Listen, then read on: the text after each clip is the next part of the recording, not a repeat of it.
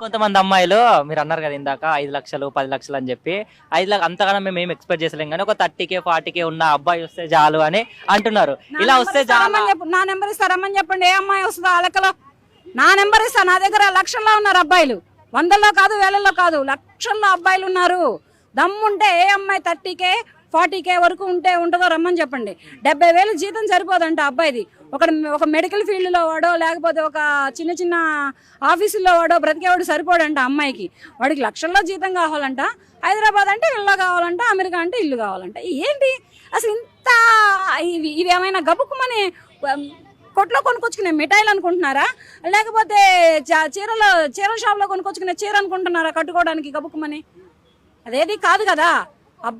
అమ్మాయిలని ఎలా అమ్మాయిల పేరెంట్స్ కని పెంచి పెద్ద చేసి చదివించారో అంతకంటే ఎక్కువగానే అబ్బాయిలను కూడా అబ్బాయిల పేరెంట్స్ కని పెంచి చదివిస్తున్నారు. ఇది అర్థం చేసుకొని ఎక్కువ ఆస్తులంటూ అంతస్తులంటూ వెళ్ళొద్దు. ఒక్కొక్క అమ్మాయికి 30, 35, 40 ఏళ్ల వరకు పెళ్లిళ్ళు అవ్వట్లేదు. 30 ఏళ్ళు దాటిన తర్వాత అమ్మాయిని అబ్బాయి పెళ్లి చేసుకొని ఏం చేస్తాడు? వాడికి 35 ఏళ్ళు వస్తాయి. పోనీ 35 ఏళ్ళు అనుకో, వాడికి 40 వస్తాయి.